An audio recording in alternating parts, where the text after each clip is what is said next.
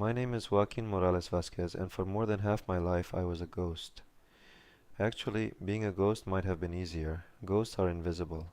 They don't take up space, and more importantly, they don't smell. I am 58 years old now, and I am speaking to you from a small house in the suburbs of Guadalajara, Mexico. But the man speaking to you today is not the same man who lived in this city between 1990 and 2006. That man was a monster in the eyes of his neighbors. That man was the most rejected human being in the entire state of Jalisco. You might have heard rumors about the Church of Our Lady of Zapopan being sealed shut for 3 days back in October of 2006. The official story was vague, something about structural maintenance or a private diocesan investigation. But the people who were there know the truth. They know that the parish was locked down because the laws of physics and nature broke down inside those walls. They know it happened because a 15-year-old Italian boy named Carlo decided to hug a man who smelled like death. I was that man. And this is the story of how an embrace ended 16 years of hell and forced the church to close its doors to contain the miracle.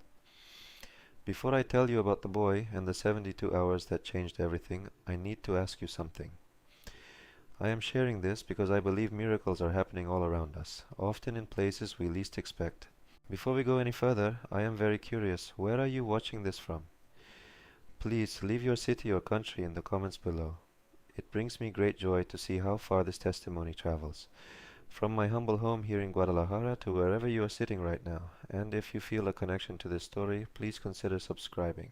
It helps me share this message of hope with more people who might be feeling lost or rejected. To understand the miracle, you have to understand the curse. It began in 1990. I was 24 years old, young, strong, and recently married to a beautiful woman named Maria. We had 2 small children and a life full of simple promises. I worked as a laborer in a chemical plant on the industrial outskirts of the city. It was hard work, surrounded by solvents and heavy fumes, but it paid the bills. One morning I noticed a dark patch of skin on my forearm. It looked like a bruise, but it didn't hurt. It just itched. A deep burning itch that seemed to live beneath the skin, not on top of it. I thought it was a reaction to the chemicals at the factory. I went to the infirmary, they gave me an ointment, and I went back to work. But within a week, the patches had spread to my neck, my back, and my legs. The itching became unbearable, keeping me awake at night, pacing the floor while Maria and the children slept. But the itching was nothing compared to what came next. About a month after the first lesion appeared, the smell started. It wasn't a smell of sweat or lack of hygiene. I bathed twice a day. I scrubbed my skin until it bled. It didn't matter. The odor came from the pores themselves. It was a thick, sweet, rotting smell, like meat that has been left out in the sun for 3 days. It was the smell of decay. At first my co-workers made jokes. Then they stopped sitting near me at lunch. Eventually the foreman called me into his office, standing by the open window with a handkerchief over his nose, and told me they had to let me go.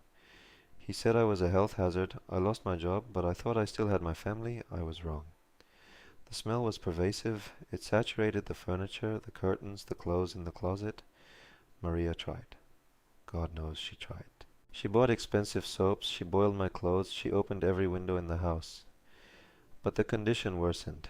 The lesions on my skin began to weep a dark fluid that stained everything. I went to doctors, dermatologists, internists, even a specialist in Mexico City. They took biopsies, they ran blood tests, but they all came back with inconclusive results. They had never seen anything like it. One doctor simply told me that my body was decomposing while I was still alive. 6 months after the first symptom, Maria left. She couldn't take it anymore. She said the smell was making the children sick, that the neighbors were complaining, that she couldn't sleep beside a man who smelled like a corpse. I remember standing in the doorway watching her load our children into a taxi. I wanted to run to them, to hug my son and daughter one last time. But as I stepped forward, I saw my little girl cover her nose and turn her face away. That broke something inside me that didn't heal for 16 years. By 1991, I was completely alone. I lost the house we rented and moved into a tiny, dilapidated structure my grandmother had left me on the edge of the city. I became a pariah. I couldn't take the bus because drivers would kick me off as soon as other passengers started gagging. I couldn't enter grocery stores. Security guards would block the entrance, telling me I was driving away customers. I learned to survive like a rat.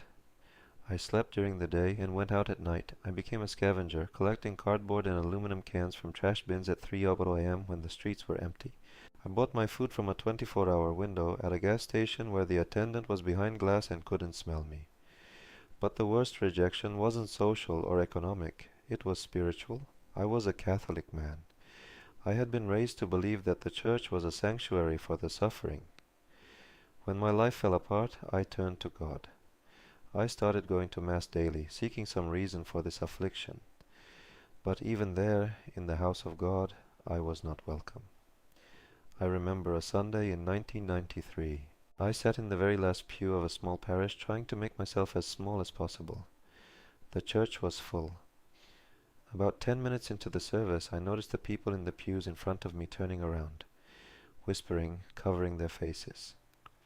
A circle of empty space formed around me. The priest stopped his homily. He looked directly at me. After the Mass, an usher came to me and asked me to speak with the priest outside. The priest was a kind man, or he tried to be, but he was firm. He told me that my presence was a distraction to the faithful. He said that the odor was making it impossible for people to concentrate on the Eucharist. He suggested that perhaps I should pray at home. He even asked in a hushed tone if I had committed some grave sin, implying that my physical condition was a manifestation of a corrupted soul. I left that church weeping. If the representatives of Christ didn't want me, did Christ want me? For years I prayed alone in my dark, foul-smelling room, asking God if I was truly cursed. 16 years passed, 16 years of silence, 16 years of looking at the ground when I walked, 16 years of never feeling the touch of another human being. My skin was a map of dark weeping sores, my heart was a stone. Then came October 2006. I was scavenging for cans near a bus stop when I saw a colorful flyer on the ground. It was an announcement for a special pilgrimage of Italian youth to the Basilica of Our Lady of Zapopan. I don't know why I picked it up. Usually I ignored religious events. I had learned my lesson. But something about the date caught my eye. October 8th. It was a Sunday. I felt a pull, a strange, irrational gravity in my chest. A voice in my head whispered that foreigners might not judge me as harshly as my own people. It was a foolish hope, but when you have been alone for 16 years, foolish hope is all you have. I debated with myself for 3 days. I looked at my reflection in the broken mirror in my bathroom. I saw a monster. But the pull was stronger than my shame. On the evening of October 8th, I wrapped myself in the thickest coat I had, pulled a scarf over my face, and walked the 5 miles to the Basilica of Our Lady of Zapopan. I arrived around 6:30 p.m. The plaza in front of the church was crowded. I stayed on the periphery, hiding in the shadows of the trees. The doors of the massive church were open, and the sound of chanting drifted out. It was beautiful. I crept closer, moving against the wind so my scent wouldn't carry toward the crowd. I managed to slip into the vestibule, standing in the darkest corner behind a large pillar. The church was packed. There were locals, of course, but there was also a large group of young people, maybe 50 or 60 of them, wearing matching badges. They were the Italians. They looked different, happier, lighter. They were singing in Latin, but with a youthful energy that filled the vaulted ceiling. Near the front, one boy stood out. He wasn't dressed formally. He was wearing a simple polo shirt, jeans, and sneakers. He had curly brown hair and a smile that seemed to illuminate the space around him. He didn't look like a saint from a painting. He looked like a kid who played video games. But the way he prayed was intense. He looked at the altar as if he was seeing a friend there. During the Mass, I felt the familiar panic. A woman standing 10 feet away from me started sniffing the air. She looked around confused. I shrank back into the shadows, ready to run. I knew the drill. Someone would smell me, they would alert an usher, and I would be escorted out. I prepared to leave, but then the boy, the Italian teenager, turned his head. He was all the way near the front, dozens of rows away. But he turned and looked directly at the back of the church. It was impossible that he could see me in the shadows. Impossible that he could smell me from that distance. Yet his eyes locked onto the pillar where I was hiding. He didn't look away. He didn't look with disgust, he looked with curiosity. The mass ended. The crowd began to flow out into the plaza. I waited for the bottleneck to clear so I could slip away unnoticed. The group of Italian teenagers was laughing, talking loudly, moving toward the exit. The boy with the polo shirt was in the center of them. As they passed the vestibule, I turned to the wall, pulling my scarf tighter. Suddenly the footsteps stopped. I felt a presence behind me. "Hermano," a voice said. It was a young voice, accented, mixing Spanish and Italian. I froze. I didn't turn around. "Go away," I mumbled into my scarf. "You don't want to be near me." "Hermano, mírame," the voice insisted. "Brother, look at me." I turned slowly. It was him. The boy from the front row. Up close, he looked even younger. He was holding a backpack over one shoulder. The other teenagers had stopped a few meters away, looking confused. The smell coming off me was potent. I could see his friends wrinkling their noses, stepping back. But the boy didn't flinch. He stood 2 feet from me, breathing normally. "My name is Carlo," he said, extending a hand. I stared at his hand. It was clean, unblemished. "I am sick," I warned him, my voice raspy from disuse. "I have a disease. I smell. Please, don't touch me." Carlo smiled. It wasn't a polite smile, it was a grin. Like he knew a joke that I didn't. "Hermano, Jesús abrazó leprosos. Yo también puedo abrazarte." Jesus hugged lepers. "I can hug you too." I tried to back away to protect him from my own filth. "No, you don't understand." He didn't let me finish. He dropped his backpack on the stone floor and stepped forward. Before I could protest, he wrapped his arms around me. He didn't hesitate. He pulled me into a bear hug, pressing his chest against my dirty coat, resting his chin on my shoulder. I stopped breathing. My brain couldn't process what was happening. For 16 years, the only physical contact I had experienced was being shoved or hit. Now this stranger was holding me. I waited for him to gag. I waited for him to realize his mistake and push me away in horror. But he held on tighter, and then it started. It began as a vibration in my chest, right where his heart was beating against mine. It wasn't heat, it was a coolness. Like standing under a waterfall on a scorching day. The sensation rushed through my body, down my arms, into my legs, up my neck. The terrible burning itch that had tormented me for 16 years simply stopped. It was instant. 1 second I was on fire, the next I was at peace. The smell, that thick, cloying stench of rot vanished. I don't mean it faded, I mean it was erased. In its place, I smelled soap. I smelled the boy's cologne. And underneath that, I smelled roses. Fresh blooming roses, as if we were standing in a garden, not a dusty church vestibule. The hug lasted maybe 2 minutes, but it felt like an eternity. I started to sob, great heaving sobs that shook my whole body. Carlo just patted my back gently, rhythmically. When he finally pulled back, he kept his hands on my shoulders. He looked at my face. I looked at my hands. The weeping sores on my wrist were dry. The skin looked pink, tender, but the dark, necrotic patches were fading before my eyes. "Dios te ama, Joaquin," he said. I don't know how he knew my name. I never told him. "Nunca olvides eso. God loves you. Never forget that." He reached into his pocket and pulled out a small prayer card with a picture of a young Roman soldier, Saint Tarcisius. He pressed it into my hand. Then he picked up his backpack, gave me one last radiant smile, and turned to rejoin his group. His friends were staring at him, then at me, wide-eyed. They seemed to sense the change in the atmosphere. They walked out into the Guadalajara night, and I was left standing there, healed. People who had been avoiding me in the vestibule were now stopping. They were looking at me. A woman walked past, then stopped and sniffed the air. "It smells like flowers," she whispered to her husband. She looked at me, at my old clothes, but she didn't cover her nose. She smiled tentatively. I walked out of that church a free man. I took the bus home. I sat next to a young mother with a baby, and she didn't move. I cried the whole way home, tears of pure gratitude washing my face. That night, for the first time in 16 years, I slept in a bed without pain. I slept for 12 hours straight. But the story didn't end with my healing. In fact, that was just the beginning. The next morning, October 9th, strange reports began to circulate about the Church of Our Lady of Zapopan. I went back to the church, not to hide, but to give thanks. When I arrived, there was a commotion. People were gathering outside. They said that during the morning mass the entire sanctuary had filled with a thick, visible mist that smelled of roses. The electricity had flickered, and the lights had glowed with an intensity that the bulbs shouldn't have been able to support. I went inside. The air was electric.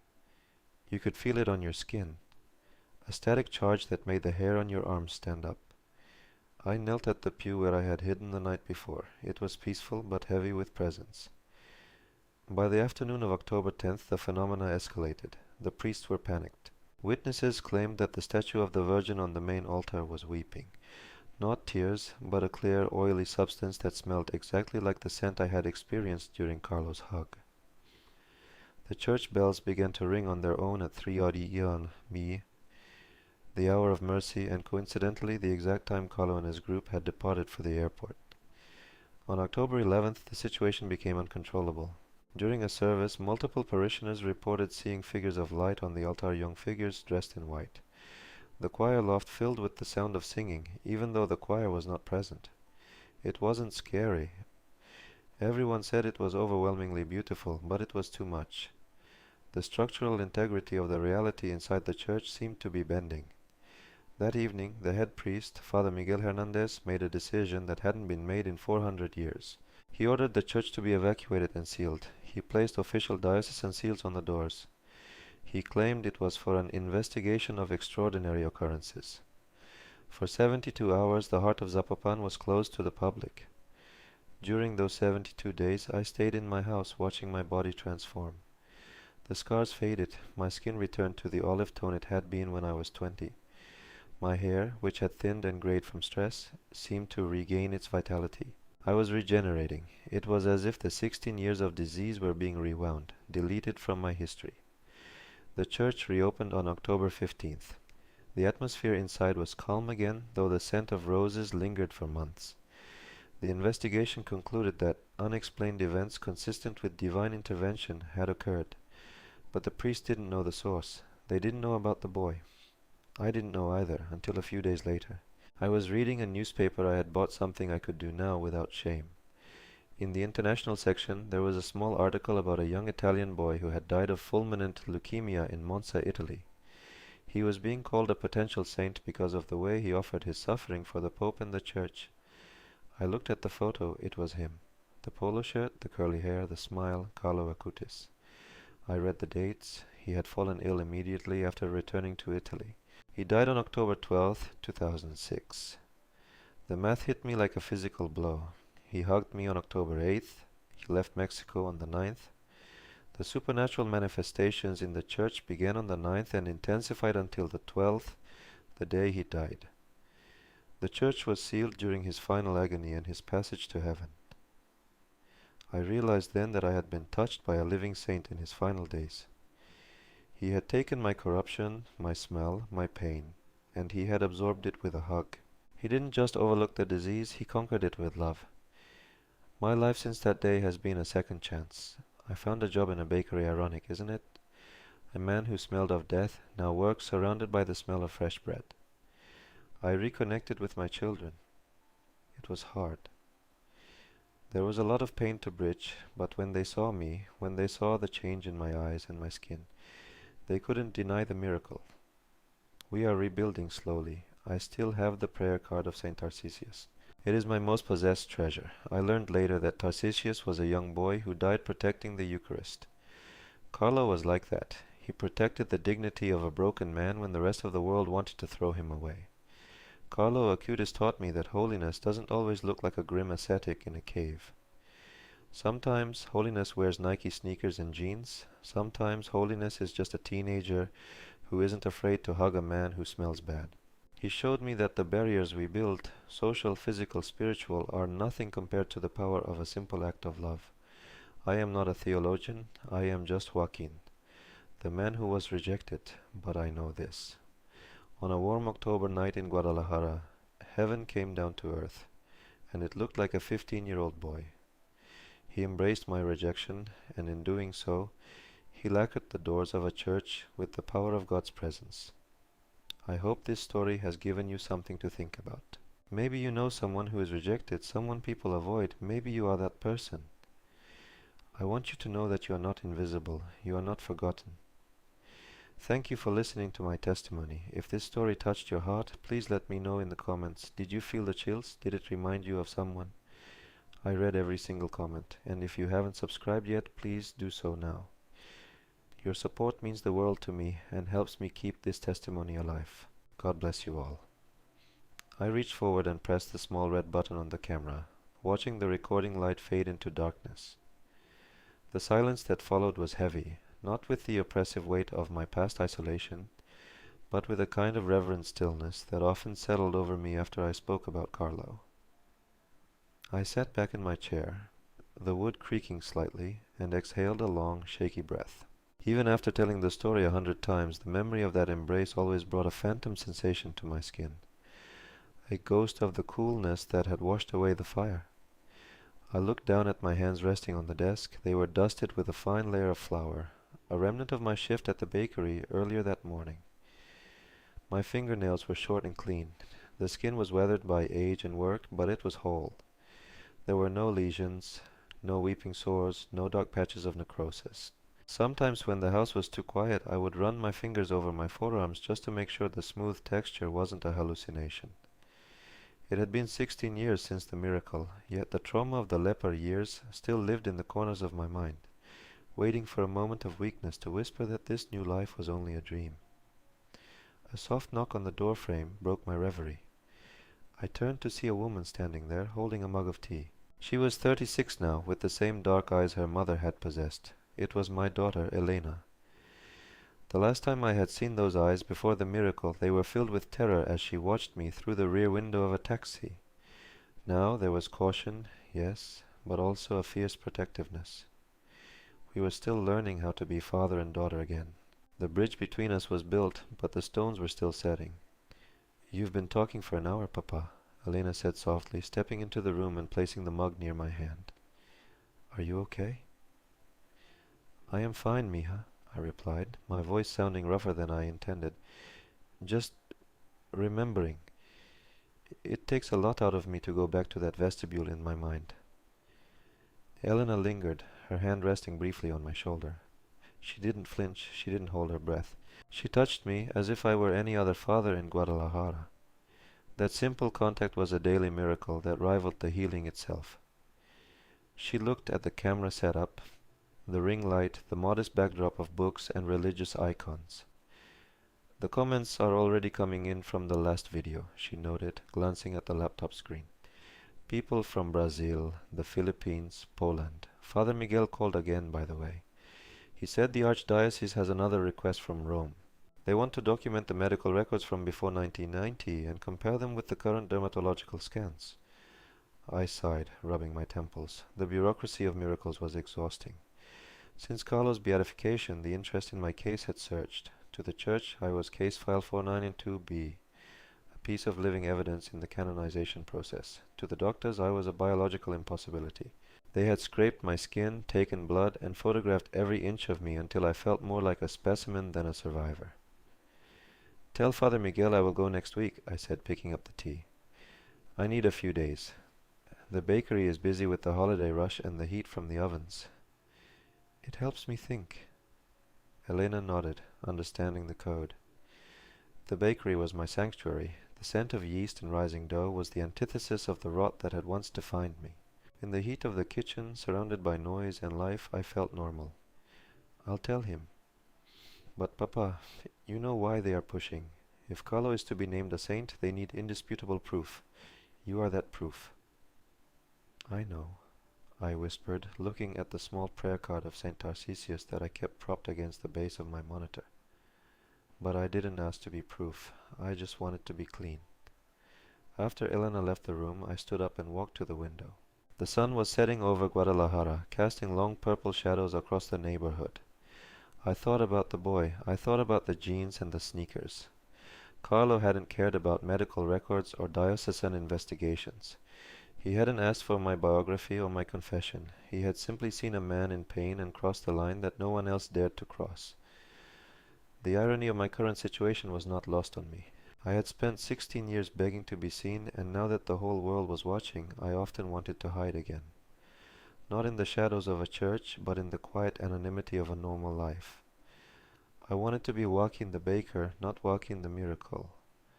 But then I would remember the comments on the videos. I would remember the messages from people with chronic illnesses. People who had been cast out by their families, people who felt too broken to be loved. They wrote to me saying that my story gave them the strength to endure one more day. I realized then that the healing of my skin was only the first part of the miracle. The second part was the breaking of my silence. The smell that had once driven people away was gone, replaced by a voice that could draw people in. I turned away from the window and picked up my phone. There was a notification from the bakery group. Chat, the morning shift schedule had changed. I smiled. This was my reality now. Miracles and muffins. Divine intervention and dough. I walked out of my small studio and into the living room, where the smell of dinner was wafting from the kitchen. It was arroz con pollo. It smelled like garlic, cilantro, and home. Elena, I called out, moving toward the kitchen. Do we have any bread left? I want to make sure we have enough for dinner. I brought a fresh loaf from the shop, she yelled back. And Papa, wash your hands. You've got flour everywhere. I stopped in the hallway and looked at my hands again. I laughed, a genuine bubbling sound that rose from my chest. I went to the bathroom sink and turned on the tap. As the cool water ran over my skin, washing away the white dust, I watched the water swirl down the drain, clear and pure. I washed my hands not because I was dirty, but because I was alive and I was hungry, and for the first time in a very long time, I was ready to sit at a table with my family and break bread. However, the peace of the evening was fragile. As I dried my hands, a sudden sharp pain spiked behind my left ear. It wasn't the itching of the old disease, it was a piercing headache, sudden and blinding. I gripped the edge of the porcelain sink, waiting for the world to stop spinning. A scent drifted up from the drain. It wasn't the smell of rot. It wasn't the smell of roses either. It was the smell of ozone. The sharp electric tang of a thunderstorm before the rain falls. The same smell that had filled the church of Our Lady of Zapopan when the lights flickered and the bells rang on their own. I lifted my head and looked in the mirror. For a fleeting second, the reflection staring back wasn't just my own. Behind my shoulder, in the glass, there was a faint, shimmering distortion of light. It looked like the outline of a young man in a polo shirt, but as quickly as I blinked, it was gone. The headache vanished instantly. The smell of ozone faded, replaced by the aroma of Elena's cooking. My heart was hammering against my ribs. I knew that sensation. I knew that presence. Joaquin, I whispered to the empty room. What now? I had thought the story was over. I had thought the testimony was finished. But as I walked into the kitchen to join my daughter, I had the sinking, exhilarating realization that the 72 hours in 2006 were merely the prologue. Something else was beginning. And this time, it wasn't just about me. The smell of ozone didn't dissipate. Instead, it grew heavier, clinging to the humidity of the evening air. I sat down for dinner with Elena, my hands trembling slightly as I picked up my fork. The arroz con pollo was delicious, but the metallic tang in my mouth made it hard to swallow. Outside, the sky broke open. A torrential downpour hammered against the roof of our small house, the kind of sudden violent storm that floods the streets of Guadalajara in minutes. Thunder rattled the window panes, and the lights in the kitchen flickered once, twice before dying completely. Just a fuse, Elena said, her voice calm in the darkness, illuminated only by the flash of lightning outside. I'll get the flashlight. But I knew it wasn't just a fuse. My phone buzzed on the table, the screen lighting up the room with a harsh blue glow. It was the bakery manager, nervous and shouting over the sound of rain. Joaquin, you have to come. The storm blew the transformer, but that's not the problem. We found someone inside. He won't leave, and the police can't get here because of the flooding. The boys are scared, Joaquin. He's not right. I didn't ask questions. I grabbed my coat and looked at Elena. I have to go. She didn't argue. She grabbed her keys. I'm driving you, she said firmly. You're not walking in this. The drive was a blur of rain-slicked streets and flashing hazard lights. When we arrived at the bakery, the back door was open, swinging in the wind. Inside, the emergency lights cast long, eerie shadows over the stainless steel prep tables. The air was thick with the smell of unbaked dough and fear. 3 of the night shift bakers were huddled near the office, holding rolling pins like weapons. They were pointing toward the corner, near the cooling racks where the massive ovens usually hummed with heat. There, curled into a ball on the floor, was a figure. It was a young man, no older than 20, dressed in rags that were soaked through with black street water. But it wasn't the water that kept the other bakers at bay, it was the smell. Even from 20 feet away, it hit me a wall of rot, infection, and old sweat. It was the smell of the outcast. It was the smell of my past. He came in through the delivery bay, the manager whispered, his nose covered with his sleeve. He's growling at us, Joaquin. Look at his skin. I stepped closer, ignoring their warnings. The boy lifted his head. His face was covered in lesions, raw and angry, weeping fluid just as mine had done for 16 years. His eyes were wide with terror, darting around the room like a trapped animal. He expected a beating. He expected to be thrown back into the storm. My heart hammered against my ribs, echoing the thunder outside. The ozone smell spiked, so sharp it made my teeth ache. I looked at the boy, and for a split second I didn't see a stranger. I saw myself cowering in the back of the church. And then I saw the shimmering distortion in the air again, standing right beside the boy. The faint outline of a teenager in a polo shirt and jeans, hands in his pockets, waiting. Carlo, I thought. You didn't come back for me. You came back for him. I realized then that the miracle hadn't been a gift to hoard. It was a seed. I had been healed not just to live, but to act. The investigation, the doctors, the YouTube channel, it was all noise. This was the signal. Put the rolling pins down, I ordered the men, my voice surprisingly steady. Joaquin, don't touch him. Elena cried out from the doorway, her voice cracking. It's contagious. I know what this is, I said softly. I walked toward the boy. The smell was overpowering, a physical barrier designed to repel compassion. My stomach turned, my instincts screaming at me to run, to protect my clean, healthy skin. But I looked at the boy's eyes and I remembered the coolness of the vestibule. I remembered the feeling of arms around me when I was unlovable. I stopped 2 feet from him. The boy flinched, raising a scarred arm to shield his face. No te haré daño, I whispered. I won't hurt you. I knelt on the wet tile. The ruin of his skin was heartbreaking close up. He was shaking violently from cold and from fever. I didn't have a prayer card. I didn't have the theology of a saint. I only had what had been given to me. I reached out. The other bakers gasped. I placed my hands on the boy's shoulders, right over the soaked, filthy rags. He froze. Hermano, I said, using the word that had saved my life. You are not alone. I pulled him forward. He resisted for a second, stiff with shock, and then he collapsed against me. I wrapped my arms around him, pulling his head to my chest, heedless of the slime, heedless of the smell. I held him with the ferocity of a father holding a lost child. And there, in the dark bakery, surrounded by the smell of yeast and rain, the ozone broke. The air suddenly shifted.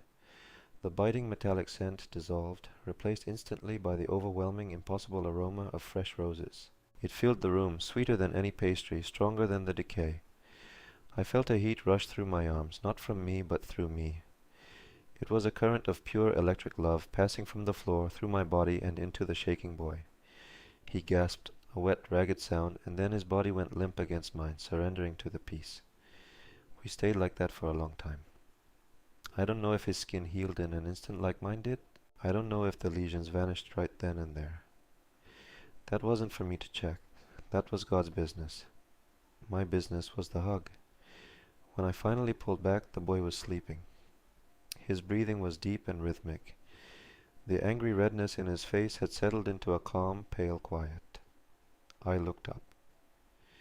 The other bakers were on their knees. Helena was weeping silently by the door, her hands covering her mouth, her eyes wide with the recognition of the divine. The storm outside had stopped. The silence was absolute.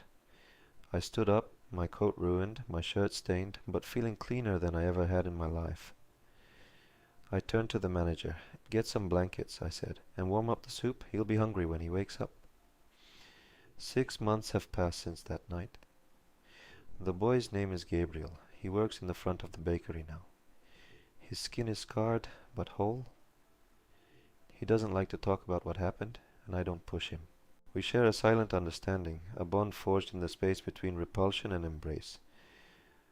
The Vatican never got their updated dermatological scans. I told Father Miguel that my skin belongs to the bakery, not the archives. I think he understood. As for the visions of Carlo, they stopped after that night. He had done his job. He had turned the receiver into a transmitter. I am sitting here now, recording the final minutes of this testimony. The red light of the camera is blinking, signaling the end. I look at my reflection in the lens. An old man with flour in his hair, tired eyes, and a heart that feels too big for his chest. The world is full of ghosts, my friends. People who are invisible, people who smell of sorrow, people who have been sealed, shut by the judgments of others. You might be walking past them every day. You might be sitting next to them on the bus. I am not a saint, I am just a man who was hugged. But I learned that miracles are not lightning bolts that strike from the sky. They are doors that we open for one another. They are the choice to step into the bad smell and find the human being underneath.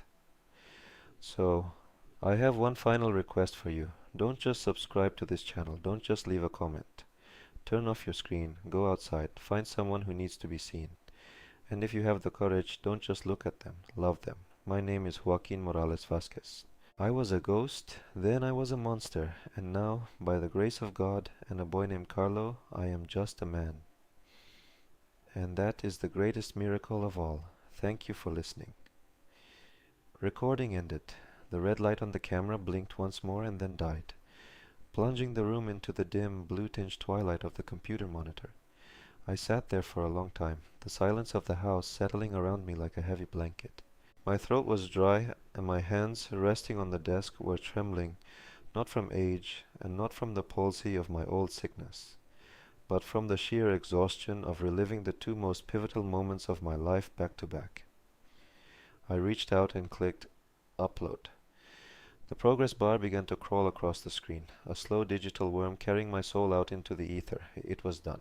The testimony was no longer mine to keep, it belonged to the world now. I stood up, my knees popping, and walked out of the small office. The house was quiet, but it was a living quiet. I could hear the hum of the refrigerator, the distant sound of a dog barking, and the soft rhythm of breathing from the living room. Elena had fallen asleep on the sofa, a book resting on her chest, but she wasn't alone. Sitting on the floor near her feet, sketching in a notebook, was Gabriel. This was the climax of my life, not the moment the lightning struck the church, nor the moment the ozone filled the bakery, but this quiet, domestic tableau. Gabriel looked up as I entered. The angry weeping lesions that had covered his face 6 months ago were gone, replaced by silvery jagged scars that caught the light. He wasn't cured in the way I was, his skin hadn't returned to the pristine olive smoothness of youth. He bore the map of his suffering, but the terrain was no longer burning, the infection was gone, the smell was gone. He stood up, closing his notebook. He didn't look away from me, that was the true miracle. For a boy who had spent his life dodging blows and averting his gaze, the ability to look another man in the eye was a feat greater than walking on water. "Is it finished?" Gabriel asked, his voice raspy but clear. "It is." I nodded, moving into the kitchen to pour a glass of water. "The internet has it now. Whatever happens next is out of my hands." Gabriel followed me. He hesitated, then reached into his pocket. He pulled out a small, crumpled piece of paper and placed it on the counter. It was a receipt from the bakery, but on the back he had drawn a sketch in charcoal. It was a rough, energetic drawing of a pair of sneakers Nike high tops and a pair of old, worn-out work boots standing toe to toe. "I had a dream last night," Gabriel said, staring at the drawing. "I dreamt I was in a garden. There was a teenager there. He was playing with a video game console, but he wasn't looking at the screen. He was looking at me. He told me to tell you that the debt is paid." I froze, the glass of water halfway to my mouth. The scent of roses, faint but unmistakable, drifted through the open kitchen window, mixing with the smell of the damp earth from the garden outside. It wasn't the overwhelming crashing wave of scent that had hit me in the church or the bakery. It was a gentle drift, a whisper, rather than a shout.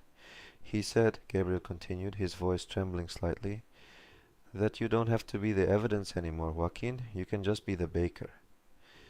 Tears pricked my eyes hot and fast. For 16 years I had been the leper. For the last 16 years I had been the miracle. I had carried the weight of the supernatural on my back, terrified that if I slipped, if I sinned, if I wasn't grateful enough, the rot would return.